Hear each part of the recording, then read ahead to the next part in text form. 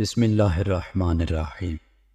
اللہ کے نام سے شروع کرتا ہوں جو نہایت مہربان رحمت والا ہے۔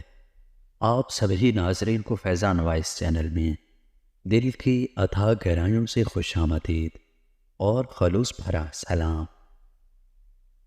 مغل بادشاہ شاہ جہان کے پاس ایک ترک غلام تھا۔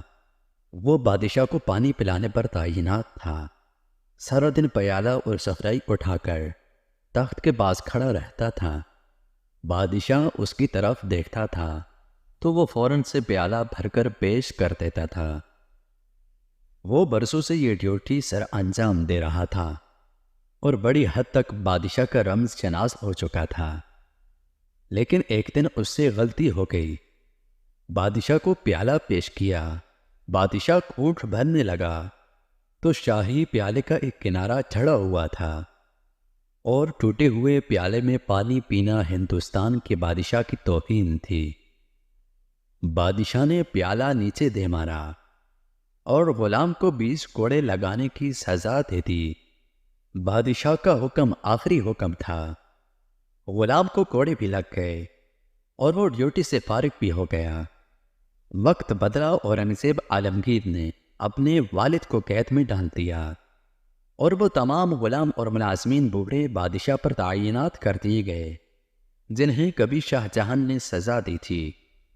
وہ پانی پلانے والا غلام بھی ان ملازموں میں شامل تھا۔ بادشاہ کو قید میں پیاس محسوس ہوئی۔ پانی مانگا۔ غلام آیا اور پیالہ بادشاہ کے ہاتھ میں پکڑا دیا۔ بادشاہ نے پیالے کو غور سے دیکھا۔ وہ شکستہ تھا اور کسی نے اس کی کرچیاں یعنی اس کی ٹھیکریاں جوڑ کر اسے قابل استعمال بنایا تھا۔ بادشاہ نے حسرت سے پیالہ دیکھا اور پھر غلام کی طرف دیکھ کر پوچھا، میرے ساتھ یہ سلوک کیوں؟ غلام نے مسکرا کر عرض کیا، حضور یہ وہی پیالہ ہے جس کا ایک کونا چھڑنے پر آپ نے اس میں پانی پینے سے انکار کر دیا تھا اور اسے زمین پر مار کر توڑ دیا تھا۔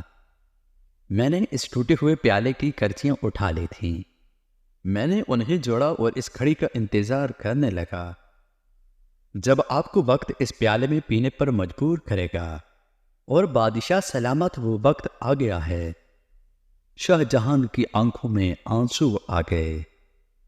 یہ آنسو اگر نہ بھی آتے تو بھی بادشاہ نے باقی زندگی پانی اسے ٹوٹے ہوئے پیالے میں پینا تھا، کیونکہ یہ دنیا ایک وادی ہے اور اس وادی میں ہر شخص کو اپنی انا، اپنے تکبر اور اپنی حماقتوں کی باز گشت بہرحال سننا پڑتی ہے۔ اللہ عز و جل سے دعا ہے اللہ عز و جل ہمیں ہدایت نصیب فرمائے، آمین۔